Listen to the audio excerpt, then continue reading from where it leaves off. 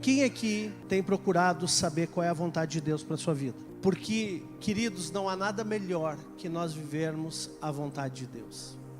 Não há nada mais profundo, mais compensador, mais poderoso em nossas vidas, que nós não passarmos uma vida inteira perdendo tempo nessa terra, mas estarmos vivendo realmente aquilo que foi designado para as nossas vidas. Diga, há um desígnio sobre mim, e eu preciso encontrá-lo em Deus. Ele tem algo para a tua vida, Ele tem algo para o teu coração, Ele tem algo que vai te trazer paz, Ele tem algo que vai trazer sentido para a tua existência. E hoje eu quero falar sobre a maior ferramenta que nós temos para viver essa vontade, que é a sua própria palavra de Deus. Diga, palavra de Deus. A palavra de Deus, ela é poderosa. E eu não quero chover no molhado aqui nessa noite, mas eu quero trazer aprofundamentos e exemplos práticos. Então a palavra de Deus é a ferramenta viva e poderosa, usado por Deus para transformar as nossas vidas, mas também para nos equipar, para nos preparar para a realização do seu plano perfeito para as nossas vidas. Então ela é o equipamento básico, o recurso básico para que nós possamos entender esse plano. Todos, quando vão executar uma tarefa, precisam se equipar, não é verdade? Por exemplo, se você vai consertar o motor do seu carro, você vai precisar de ferramentas, sim ou não? Vai precisar de ferramentas lá para desmanchar, né? Alguns usam martelo, outros marreta, mas o carro funciona no final, né? Se você vai fazer uma atividade física, por exemplo, vai numa academia, você vai precisar de equipamento. Se você vai fazer qualquer coisa, você precisa desses recursos, equipamentos, coisas que te auxiliem. Se você vai cozinhar, você vai precisar de panela, de fogão, você vai precisar de muitas coisas para poder desempenhar aquela tarefa. E eu quero te dizer que para você desempenhar o plano de Deus para a tua vida, você tem uma ferramenta. E essa ferramenta está na tua mão aí, eu espero, e se chama Bíblia. Essa é a única ferramenta que você precisa. Pode ter outras, podem ter livros, podem ter outras coisas, mas a palavra de Deus é a principal ferramenta do teu arsenal de vida, para que você possa viver a palavra de Deus. Amém? Em Hebreus 13:20 diz o seguinte: ora, o Deus da paz, que tornou a trazer dentre os mortos a Jesus, nosso Senhor, ou seja, Ele foi ressuscitado, o grande pastor das ovelhas, pelo sangue da eterna aliança, agora, vos aperfeiçoe em todo bem, para cumprides a sua vontade. Então, o próprio Jesus, o pastor das ovelhas, Ele que é a palavra, Ele nos aperfeiçoa para, em todo bem, para cumprir o quê? A sua vontade.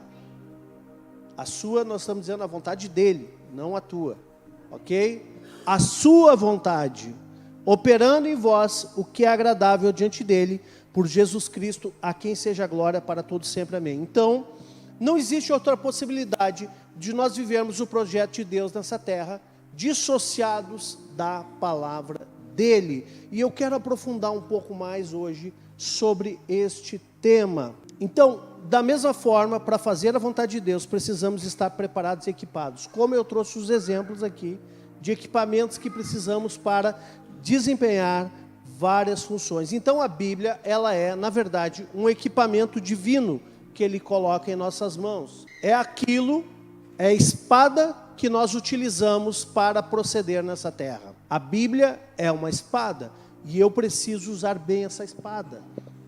Você sabia que a Bíblia é uma espada de 2 gumes? Que ela corta tanto para frente como quando volta ela corta nós mesmos? Só que eu vou te dizer algo, se nós não usarmos bem a espada, nós podemos usá-la para cortar aquilo que é errado, podemos usá-la para curar, mas uma espada também pode ser usada para matar e para ferir. até mesmo a palavra de Deus, nós temos que ter sabedoria para usá-la. Amém, queridos? Que o objetivo dela não é ferir ninguém, mas é corrigir, é trazer uma equidade, é trazer um alinhamento para as nossas vidas. Em 2 Timóteo 3,16 diz o seguinte: toda a escritura, quando eu falo escritura, é a palavra de Deus, é a Bíblia, é inspirada por Deus e útil para o ensino, para a repreensão, para correção, para a educação na justiça, a fim de que o homem de Deus seja perfeito e perfeitamente habilitado para a boa obra. Então, se você vai ser útil na obra de Deus, se você tem alguma obra, quando eu falo em vontade de Deus, eu estou falando de fazer a obra dele. Essa boa obra significa algo que ele quer que eu faça. Para fazer a vontade dele, eu preciso ser adestrado por essa escritura que é inspirada por Deus e útil para esse ensino na minha vida. Então, toda boa obra nada mais é que a vontade de Deus para as nossas vidas. Você vê agora a importância dessa palavra em nossas vidas. Toda boa obra nada mais é que a vontade de Deus sendo expressa em nossas vidas. Mas talvez você esteja achando a palavra que nós estamos trazendo aqui ainda um pouco subjetiva. Nós vamos aprofundar e vamos nos tornar cada vez mais específicos nessa questão. Amém? Efésios 2:10 diz assim: pois somos feitura dele, ou seja, fomos feitos por ele, criados em Cristo Jesus para quê? Para as boas obras, aos quais Deus de antemão preparou que andássemos nelas, para que andássemos nelas. Então, Deus preparou de antemão boas obras, e nós fomos feitos para andarmos nessas boas obras. Isso é viver a vontade de Deus. Foi para isso que você foi criado, meu irmão. Amém? Foi para isso que você foi feito, para que você andasse nessa boa obra, que é a vontade de Deus. Então, conforme o texto que nós lemos antes em 2 Timóteo, a Bíblia, ela nos repreende. Hoje não é um culto que nem o da semana passada, é um pouquinho diferente. Hoje é ceia. E hoje, quando nós estamos na ceia, eu sempre digo que é um culto da família. Então, é o momento que nós alinhamos algumas coisas, amém? E essa palavra é muito boa, porque a Bíblia, ela nos repreende, quando estamos cometendo um erro, ela assim, não é por aí. Ela nos repreende, mas ela também nos corrige, ou seja, vai por aqui, meu filho. Vamos corrigir essa rota, está errada, vamos entrar nessa. E ela também nos educa, ela nos adestra, ela nos prepara para essa boa obra em nossas vidas.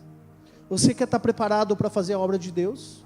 Você está preparado, você quer estar preparado para conhecer e andar na vontade de Deus? Você vai precisar conhecer a palavra dele. Então, se nós quisermos ouvir a sua voz e conhecer a sua vontade, temos que ir para a sua palavra. E aí eu volto no Salmo 119, que nós já lemos alguns domingos atrás, que diz: lâmpada para os meus pés é a tua palavra e a luz para os meus caminhos. Então, lâmpada para os meus pés. E como eu falei na época, naquele domingo, eu disse assim: muitas vezes alguém pode estar procurando uma luz no fim do túnel, mas Deus não tem uma luz no fim do túnel, Ele tem uma lâmpada para os teus pés, porque Ele quer guiar passo a passo a tua vida. Uma coisa que você precisa compreender é que Deus não tem prazer em ocultar a sua vontade para nós. Não tem pegadinha. Claro que existem revelações mais profundas, mas não tem pegadinha. O problema é que muitas vezes nós não conhecemos o básico. Pensa numa equação matemática. Um matemático, ele pega uma equação e naquela equação tem um x. O x representa o quê? Um número que nós desconhecemos, é verdade ou não é? Mas como é que a gente faz para encontrar o x? Por exemplo, se a minha equação diz assim, 3 vezes x, 3x igual a 6. Então eu vou concluir que o x é 2. Como é que eu fiz para saber o valor do x? Porque eu tinha uma informação, eu tinha um dado. 3x igual a 6. Então, Deus é assim. Ele sempre vai usar o que já está conhecido para nos entregar o desconhecido. Ele sempre vai usar o que nós já temos para nos dar o que não temos. Ele sempre vai usar aquilo que Ele já revelou para nos entregar aquilo que Ele não revelou ainda. Você está compreendendo, meu irmão? Então, como nós vamos conhecer a vontade de Deus, se nós não conhecemos aquilo que já é absoluto e revelado para nós? Nós só podemos andar na vontade de Deus se nós entendermos aquilo que Ele já nos deu, e ali Ele vai trazer toda a revelação para o resto. Então, se nós quisermos descobrir a vontade de Deus, e não é algo que está assim, meu Deus, está guardado as 7 chaves, não, está ali, está disposto ali. Só que nós não acessamos porque muitas vezes negligenciamos conhecer e prosseguir em conhecer o Senhor. Então, se nós quisermos descobrir o que Deus quer que façamos, temos a necessidade de informação absoluta, que é a palavra, invariável, conhecida. Essa é a informação que nós podemos obter, e essa informação é que vai nos levar àquilo que nós não sabemos ainda. Então, a palavra de Deus é o único fator conhecido que temos com segurança, a única fonte de verdade absoluta que devemos encher a nossa mente. Se nós tivermos isso, teremos acesso ao resto. Do que você tem enchido a sua mente. Salmo 119, 130. Abre e entende essa palavra. Olha que tremendo. A revelação, olha o que diz a palavra. A revelação das tuas palavras esclarece e dá entendimento ao simples. Vou ler de novo. A revelação das tuas palavras esclarece, traz luz, traz clareza e dá entendimento, sabedoria ao simples. Quem é o simples? Olha para o teu irmão, levanta teu dedo e faz assim, ó. O simples é justamente aquele que precisa do entendimento.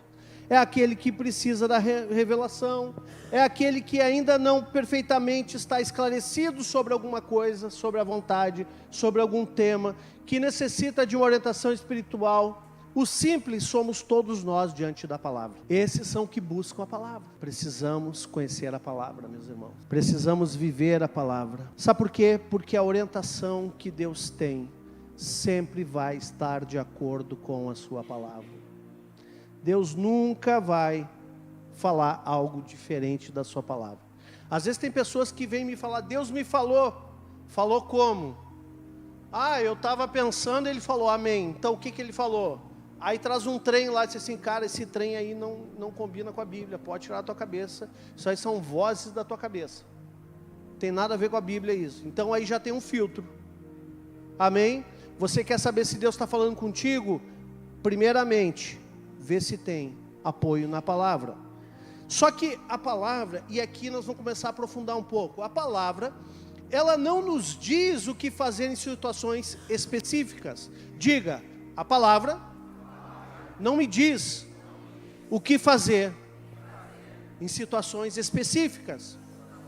Como? Senhor, caso ou não caso com aquela pessoa? Aí você abre a Bíblia assim não fala, casa com ela ou não casa. A Bíblia não fala isso. Senhor, eu vou ser médico, engenheiro, advogado ou pastor? Não, acho que a Bíblia fala pastor. Acho que eu vou pegar outro exemplo. Senhor, eu vou ser médico, engenheiro ou advogado. A Bíblia não fala se você vai ter que ser uma coisa ou outra. Ela não fala assim. E muitos são meninos diante da palavra pensando que Deus vai falar dessa forma. Então vamos compreender como é que a Bíblia fala. À medida que nós lemos a palavra, e nós estamos buscando respostas como essas, casamento, para onde eu vou com as férias, com a minha família, Senhor. Só que a Bíblia, mesmo que ela não diga algo específico, ela vai influenciar diretamente nas decisões que nós vamos tomar. Mesmo que ela não diga claramente, faz isso ou não faz aquilo, em decisões que são pessoais nossas, ela vai influenciar diretamente aquilo que nós vamos decidir.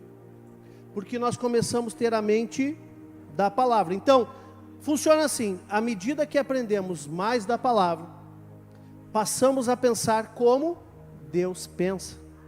Aprendemos a ver as coisas da perspectiva dele. Então nossas atitudes, opiniões, alvos, ideais, valores começam a se tornar semelhantes ao do Senhor.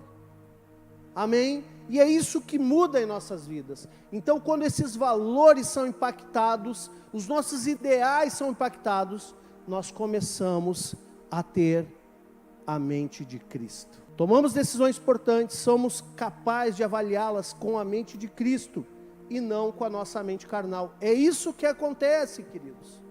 Então, a leitura da Bíblia, ela faz essa mudança em nossas vidas. Quer ver? 1 Coríntios 2,15 fala o seguinte: porém, o homem espiritual julga todas as coisas, mas ele mesmo não é julgado por ninguém. Pois quem conheceu a mente do Senhor que o possa instruir? Nós, porém, temos a mente de Cristo. Essa é uma conclusão de Paulo, se fazendo aqui, se reconhecendo o corpo de Cristo como homens espirituais. E aqui diz que julga todas as coisas. Quando fala em julga todas as coisas, o homem espiritual não julga todas as pessoas.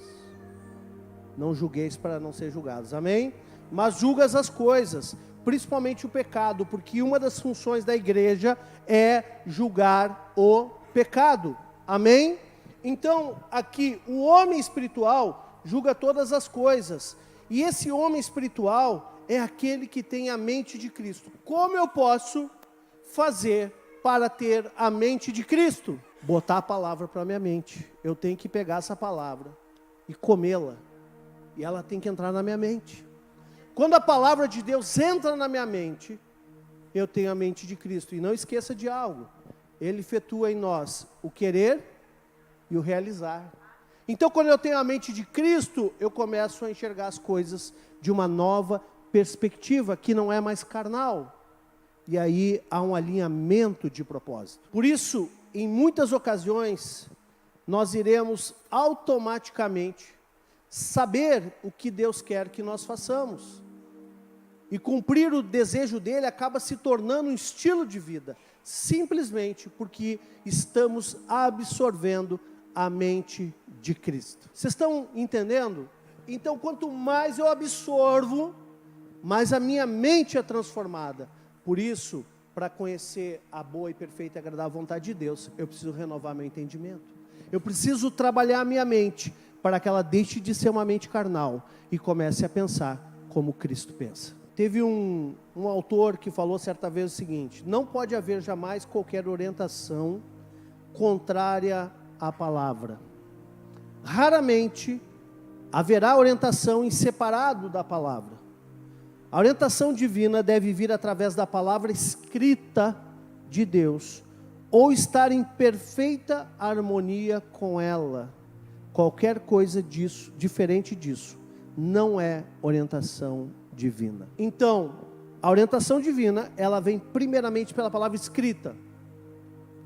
Se vier em separado, precisa estar harmonizada com a palavra escrita. Então, vamos ler agora as instruções de uso desse equipamento. Como eu vou usar o equipamento que Deus me colocou para me equipar no dia a dia? Primeiramente, há 4 meios básicos pelos quais Deus nos revela a sua vontade. Através da palavra, né? A fim de descobrir a vontade de Deus para a nossa vida. Então pega aqui 4 meios básicos. Preste atenção, vamos lá. Primeiro, existe na Bíblia declarações da sua vontade. Essas declarações em que a frase bíblica, o texto bíblico, ele já expressa a palavra vontade. Essa é a vontade de Deus, que você faça isso, que você seja assim. Então, o próprio texto, ele traz a palavra vontade, a expressão da vontade de Deus, ou um termo equivalente à vontade de Deus. Na própria passagem bíblica já está expresso isso, então não precisa ter dúvida. Amém? Essa é uma maneira. Segunda maneira, segundo meio que Deus usa para falar conosco e para nos orientar através da palavra, é quando mandamentos, ordens, positivas ou negativas, tipo, faça isso ou não faça isso. Por exemplo, não matarás, é uma ordem negativa. mas ele dá uma ordem positiva: ide por todo mundo, pregai o evangelho a toda criatura, ou ide, fazei discípulos de todas as nações. São ordens positivas. Não está escrito a palavra vontade ou um termo similar, mas é um comando dado na palavra. Nós precisamos, queridos, na Torá. O que é a Torá? O Pentateuco. Só na Torá tem 613 mandamentos. Mas eu preciso entender o que acontece ali de fato. Se você não sabe, pelo menos pega os 10 mandamentos. Além disso, além da expressão da vontade ou ordenamentos, faça ou não faça, ainda terceiro meio que Deus fala conosco através da Bíblia é através de princípios gerais que são importantes para as nossas decisões. A Bíblia é um livro de princípios, de Gênesis e Apocalipse.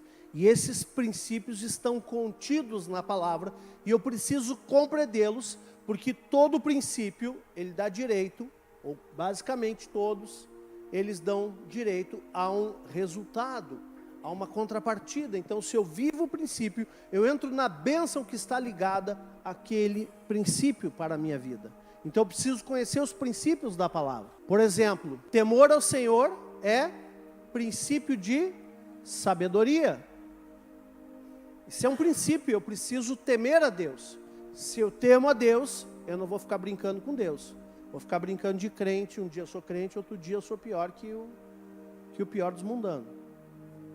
Isso é falta de temor. Eu preciso entender a palavra e viver o princípio da palavra que me ensina. Então, ao conhecer a palavra, eu vou conhecer também os princípios que nela estão contidos. E por fim, preste atenção, a quarta maneira que a Bíblia fala conosco é através da nossa mente. Aí que entra as confusões. Mas a nossa mente, ela pode, a partir de tudo isso, ao estudar o texto bíblico, captar impressões fortes. Ou seja, ao ler a Bíblia, eu tenho impressões que me geram convicções. Agora o problema são pessoas que têm impressões e convicções sem a palavra. É por isso que muitas vezes as coisas não dão certo, meus irmãos. Faz o teste, começa uma demanda para decidir, e aí você não sabe, e aí você vai ler a Bíblia, e aí ele pode falar claramente, através da palavra, se envolve um princípio, a vontade ou uma ordenança, ou ele vai gerar uma impressão no teu espírito que vai te dar uma convicção. Então faz o teste. Quando você chegar nessa semana, você tem que decidir algo, vai ler a Bíblia, e diga: Deus fala comigo. E ele fala, porque ele não está interessado em brincar de esconde-esconde. Então, a Bíblia, ela também não pode ser abordada como se fosse um fetiche mágico, ou um horóscopo, uma adivinhação. Tem gente que pega a Bíblia, diz assim: meu Deus, eu preciso tomar uma decisão agora, o que eu faço? Pega a Bíblia, bota o dedo. Você considera isso a vontade de Deus? Por isso tem muita gente frustrada, por isso tem muita gente indignada com Deus, achando que Deus enganou. Uma vez eu vi uma história que um irmão fez isso, né? Deus, eu preciso tomar uma decisão aqui.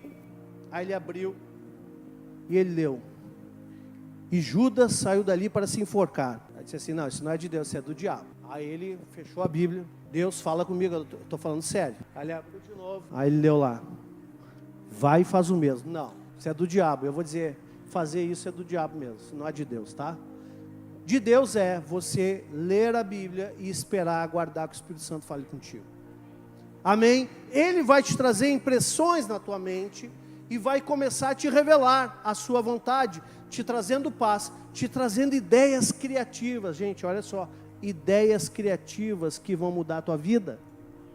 Você vai encontrar tudo isso na palavra. Glória a Deus. Alguns ainda vivem da caixinha de promessas.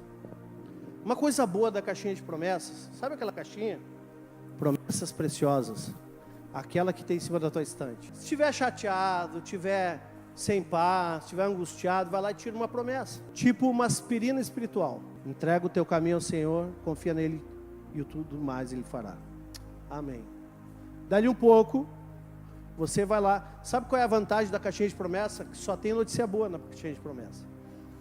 Ali você não vai encontrar promessa de juízo, Você não vai dizer assim, ó, se você não receber Jesus, você vai para o inferno. Esse tipo de promessa não tem ali. Só tem coisa boa. Dá para levar a sério uma pessoa que busca a vontade de Deus em subterfúgios como esse? Eu não tenho nada contra a caixinha de promessas. Acho até legal, não é? Brincar ali com as crianças. Mas, gente, nós estamos falando sério. Nós estamos buscando a vontade de Deus. Nós temos que ir para a presença dEle. Buscar, orar, ler a palavra e dizer assim, Deus fala comigo de verdade.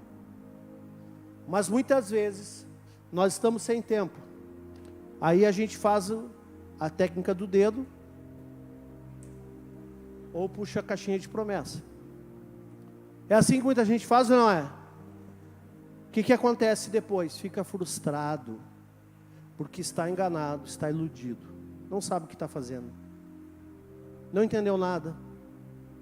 E aí fica chateado com Deus, se desvia, fica decepcionado. Aí alguém pode dizer assim, pastor, mas no passado, Deus orientou algumas pessoas dessa forma, sim. Mas eles não tinham a palavra como nós temos hoje. Por exemplo, quando elegeram Matias depois de Judas, quando a equipe de Jesus estava incompleta, eles oraram, lançaram a sorte. Como também, e aí foi escolhido Matias, quando também no Antigo Testamento tinha Urim e Tumim, que lançava a sorte para saber a vontade de Deus. Hoje não é assim. Hoje Deus nos deu a sua palavra escrita. Vai ler, meu querido. Alguém aqui já ganhou uma carta de amor? Levanta a mão aí. Alguma vez na vida ganhou uma carta de amor? Os mais novos, uma mensagem do WhatsApp de amor. Os não tão novos ganharam um e-mail de amor. Um pouquinho mais velhos, um fax de amor. Tá valendo, tá? Qualquer uma dessas. Pode levantar a mão aí. Se você, imagina aquela pessoa que você está interessado. Ela te manda uma carta de amor. Aí você pega, é uma carta de 3 folhas. Que o amor, ele é transbordante. Pode ser 5. Aí você deu uma olhada rápida assim e olhou no final. Está escrito lá, eu te amo, no final. Aí você pega, marca com a caneta, marca texto, ele me ama. Não precisa ler o resto. É assim que funciona? Uma frase é suficiente? Você precisa ler toda a carta. E na carta de amor que ele te deixou, tu vai ler toda também? Ou só uma frase é suficiente? A carta, pode aplaudir pro Senhor. A carta de amor que ele te deixou. Quando eu leio a caixinha da promessa, eu estou lendo só uma frase. Mas eu não entendo tudo mais que tem ali. Amém, queridos? Aí tem alguns que leem João 3,16. Ou lê o Salmo 23, Senhor é meu pastor, nada me faltará. Ai, coisa boa, eu tenho um pastor, nada vai me faltar. Tranquilo. Mas é tudo? Não. Isso é só um pedacinho da carta, meu irmão. Você tem que ler a carta inteira. E olha, o Novo Testamento está cheio de cartas. Pode começar lá. Então, dito isso, eu quero trazer um exemplo, tá? Daquilo que Deus falou comigo essa semana. Eu ia pregar essa palavra que eu vou ler agora, mas ela se tornou parte da mensagem porque eu queria continuar falando sobre a vontade de Deus. Amém? E esse é um exemplo claro do meu devocional. É um testemunho que eu vou trazer para vocês em cima dessa palavra. Mas recebe essa palavra no teu coração também, tá bom? Eu estava orando aqui na igreja de manhã bem cedo. Eu acho que foi na terça ou na quarta, não lembro agora. Estava fazendo meu devocional, orando. E eu tenho no meu coração alguns objetivos que são ousados, que requerem muitos recursos financeiros para colocar em prática, tanto na minha vida pessoal como ministerial. Coisas que a gente não sai compartilhando, coisas que a gente está orando e buscando o Senhor. E eu comecei a orar dizendo assim, Deus, eu preciso que tu fale comigo. Eu preciso que tu fale comigo através da Bíblia. Eu preciso ouvir a tua voz acerca dessas coisas que eu estou orando aqui. Estava orando para entender a vontade de Deus sobre algumas coisas e alguns recursos que eu precisaria para colocar em prática. E eu falando com Deus e orando. E aí eu disse, Deus, eu preciso ouvir a tua voz com clareza sobre isso hoje. Me dá uma direção clara. E aí, eu fui ler a Bíblia. Não abri assim, tipo Steve Wonder. Não. Eu fui ler o livro que eu estou lendo atualmente, que é Atos. Ok? Estou relendo Atos novamente. A gente vai lendo a Bíblia, relendo. Então hoje eu estou lendo Atos. E o capítulo 3 era o capítulo que eu ia estudar naquele dia. E eu pedi, Deus, fala comigo. E que coincidência, né? Deus falou com Atos 3 comigo. Aquelas coincidências que só o papai faz. Amém? Então, abre em Atos 3, que diz a palavra, diz assim: Pedro e João subiam ao templo para a oração da hora nona. Era levado um homem coxo de nascença, o qual punham diariamente à porta do templo, chamada Formosa, para pedir esmola aos que entravam. Vendo ele a Pedro e João, que iam entrar no templo, implorava que lhe desse uma esmola. Pedro, fitando-o, juntamente com João, disse: olha para nós. Ele os olhava atentamente, esperando receber alguma coisa, provavelmente uma esmolinha, né? Pedro, porém, lhe disse: não possuo nem prata, nem ouro, mas o que tenho, isso te dou. Em nome de Jesus Cristo Nazareno, anda. E tomando pela mão direita, o levantou. Imediatamente seus pés e tornozelos se firmaram. De um salto se pôs em pé. Passou a andar e entrou com eles no templo, saltando e louvando a Deus. Viu todo o povo a andar e a louvar a Deus, e reconheceram ser ele o mesmo que esmolava. Assentado à porta formosa do templo, ou porta dourada do templo também, e se encheram de admiração e assombro por isso que lhe acontecera.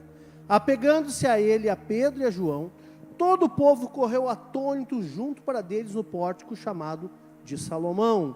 À vista disto, Pedro se dirigiu ao povo dizendo, Pedro, que não era bobo, já aproveitou o ensejo daquele milagre, sabendo que era um testemunho público, porque todo mundo ali sabia que aquele cara estava ali esmolando o tempo inteiro, e um dia aquele cara levanta, Pedro aproveitou ali para pregar, né? E ele se dirigiu ao povo dizendo, israelitas, por que vos maravilhais disto, ou por que fitais os olhos em nós, como se pelo nosso próprio poder ou piedade o tivéssemos feito andar?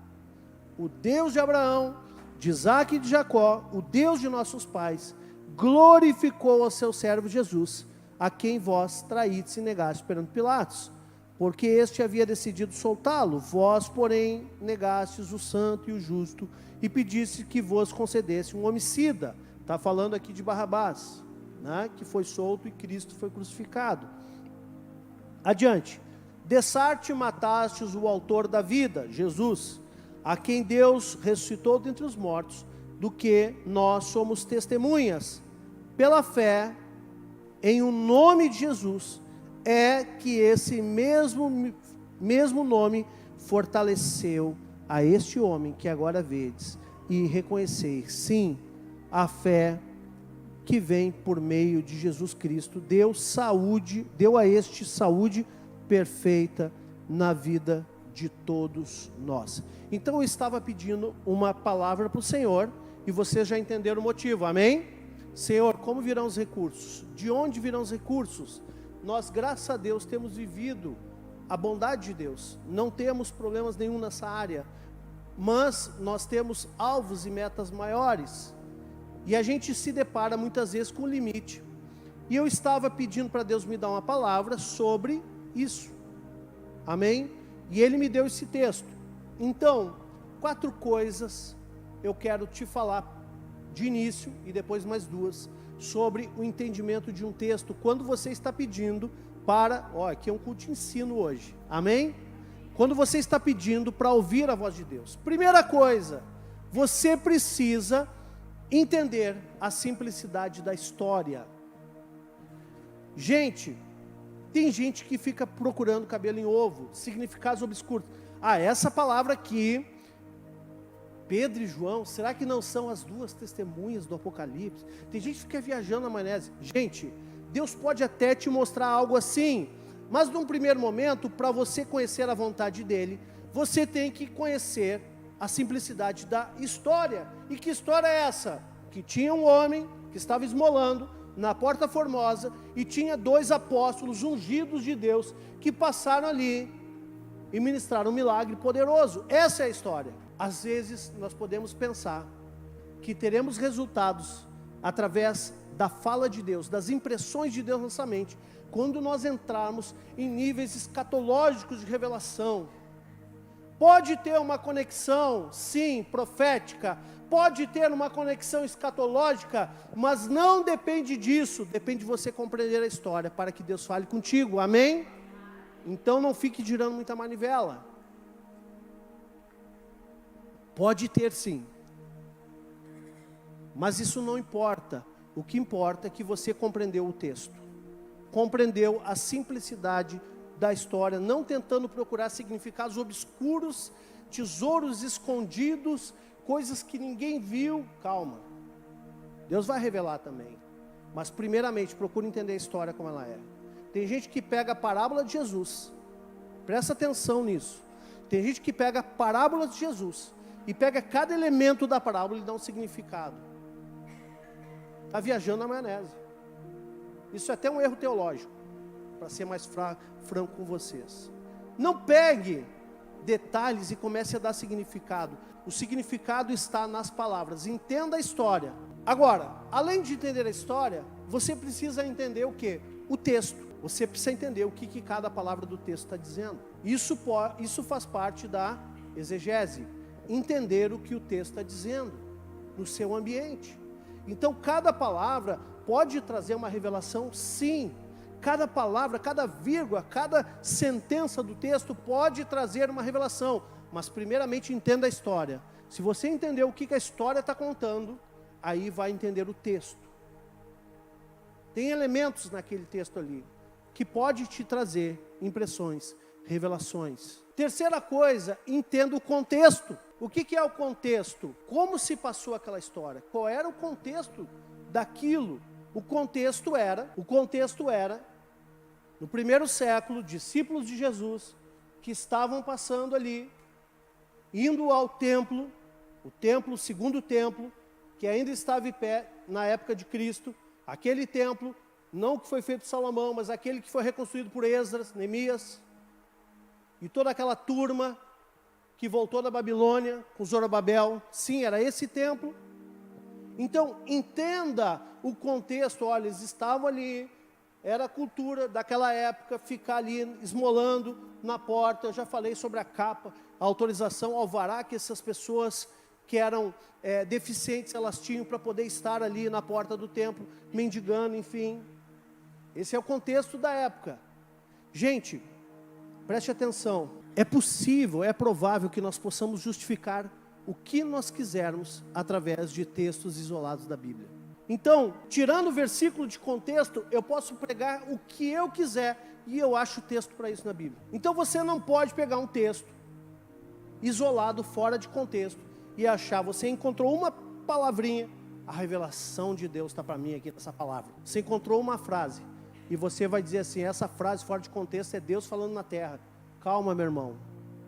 Você precisa avaliar isso um pouco melhor, para você não cometer erros. Então, examine o texto, examine o contexto histórico do que estava acontecendo. Eu sempre digo que a narrativa bíblica, ela tem um autor que é endereçado a alguém, que toda a escritura é apta para ensino, mas eu tenho que entender o que aconteceu no meio disso tudo, para não cometer heresias. Alguém falou uma vez que um texto fora de contexto é um pretexto para grandes heresias. E por fim, eu preciso entender também o cenário cultural e histórico da época, dos leitores originais. Então, se foi, por exemplo, o Evangelho, quem estava lendo naquela época o Evangelho, o que aquela pessoa da época estava entendendo. Para que eu não posso pegar, por exemplo, costumes de época e tentar encaixar aqui. Você já viu falar do filho contumaz de Levítico? Será que dá para encaixar nos dias de hoje? Não, eu tenho que entender o texto, o contexto e a cultura da época. Amém, queridos? Senão eu vou querer ser que nem Salomão, ter 1000 mulheres, não dá. Eu não, você, né? Eu estou feliz com a minha. Você é assim, pastor, mas tem respaldo bíblico, Salomão tinha 1000. Querido, você não dá conta de nenhuma, vai querer ter 2. Pensa bem, tudo isso que eu falei o meu enfoque aqui não é teológico, tá? Mas só para quem gosta um pouquinho de cultura, chama-se exegese, que é essa análise do texto no seu contexto, no seu ambiente, tá?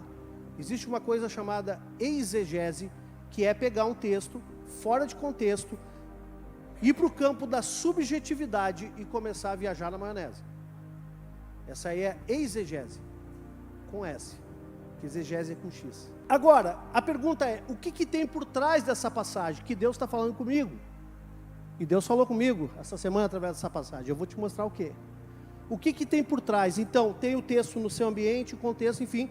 Agora, o que Deus está querendo falar a nível de interpretação através dessa passagem? O que Ele está querendo me ensinar com isso? Então, eu posso concluir, tá?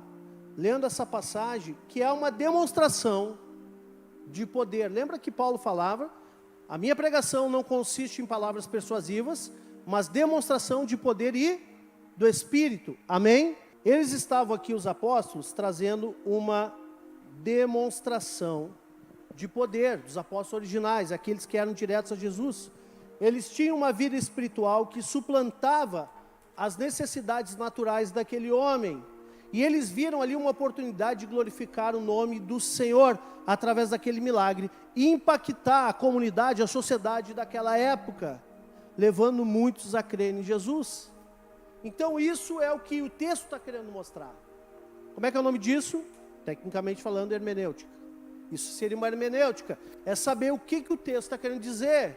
Então, quando eu vou ler a palavra, antes de ter a revelação, presta atenção nisso, antes de ter a revelação, que é aquela impressão no teu espírito, você precisa fazer o entendimento exegético, entender o que o texto está falando, o contexto está falando, entender a história, e depois entender o que Deus está querendo falar através daquela história, hermenêutica. Aí, você vai começar a ir para o campo da revelação.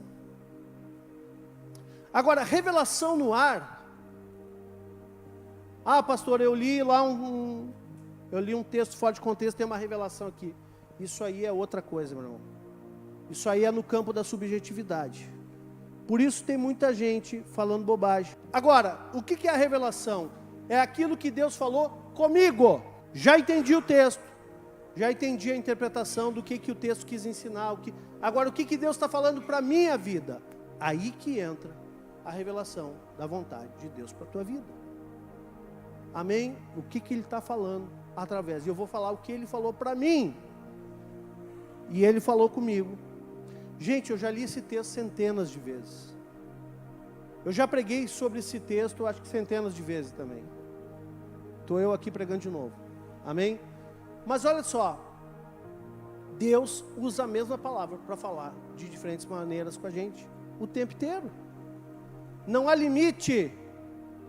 Não há limite. É claro que quanto mais você estuda a Bíblia, você já conhece mais exegese, você já conhece mais hermenêutica, e você já pode pular rápido para revelação, porque a exegese e a hermenêutica não muda, a interpretação não muda, mas a revelação muda. Então, o que Ele falou comigo através desse texto?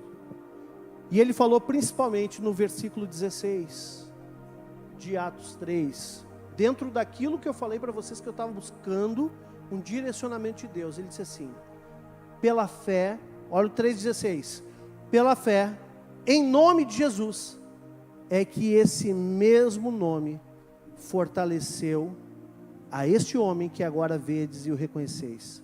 Sim, a fé que vem por meio de Jesus deu a este saúde perfeita na presença de vós. Quando eu li esse texto, Deus falou comigo, é isso. Qual a revelação?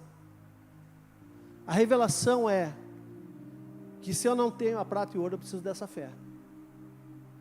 Se eu não tenho o recurso necessário, como Pedro e João não tinham, isso não foi um limitador no ministério deles. Não ter o recurso não significa você não poder avançar. Significa que se você tiver fé, essa fé que eles tinham, que era uma fé que vinha de uma vida espiritual, ancorada em Cristo, com a mente cheia de Cristo, você não vai precisar de ouro e prata. Então, queridos, a revelação é que eu deveria buscar mais fé em Jesus, porque a falta da prata e do ouro não são impedimentos para alcançar os objetivos que Ele tem colocado em meu coração. E sim, o impedimento poderá vir por falta de fé. E aí Deus me levou também para outros textos, porque Pedro e João não tinham prata nem ouro. Aí Deus me levou para Ageu 2:8, que diz assim: minha é a prata e meu é o ouro, diz o Senhor dos Exércitos. A glória desta última casa será maior do que a primeira, diz o Senhor dos Exércitos. E neste lugar darei a paz, diz o Senhor dos Exércitos. Então Deus está falando o seguinte: cara, esse negócio de prata e ouro não tem problema, que isso é comigo. Eu tenho tudo. Você tem fé para avançar? Você tem fé para ir adiante? E aí, veio no meu coração também o seguinte: Deus, mas que fé é essa? Que fé é essa? E Deus de novo continuou falando comigo. E aí, queridos, quando Deus começa a trazer a revelação, Ele começa a te levar para vários pontos da palavra. Ele começa a confirmar a revelação da palavra pela própria palavra. Vocês estão entendendo? E aí, Ele me levou para Marcos 11:22, que é um texto que nós já pregamos também, que nós já conhecemos, já lemos 50 mil vezes, mas às vezes a gente esquece, que diz assim: ao que Jesus lhes disse. Quem falou? Jesus. Tende fé em Deus. Só que aqui, nesse texto, estudando, a gente percebe que tem um erro de tradução do original, que na verdade o original diz: tende fé de Deus. É a fé de Deus, é a fé de Cristo. É essa fé que você precisa para o milagre. Amém? Ele diz assim: tende fé de Deus, porque em verdade vos afirmo que se alguém disser a este monte, ergue-te e lança-te no mar, e não duvidar no seu coração, mas crer que se fará o que se diz, assim será com ele. Por isso vos digo, tudo quanto pedirdes em oração, pedirdes, crede que recebestes, será assim convosco. Essa é a fé de Deus. Então, resumo, o que Deus falou comigo, dentro daquilo que eu estava buscando: você precisa ter a minha fé para andar em outros níveis. Você já viu alguém dar um comando para o monte: lança-te ao mar? Jamais a fé humana vai alcançar um milagre desse tamanho. Mas a fé de Deus, aquela que vem sobre a tua vida, quando você busca Ele, e você se enche, fica impregnada a tua mente fica impregnada com a palavra, você tem a mente de Cristo, e é essa fé que vai fazer o milagre acontecer na tua vida e na minha vida. Amém? Quem é que está recebendo essa palavra? Amém. Pai, obrigado por essa palavra.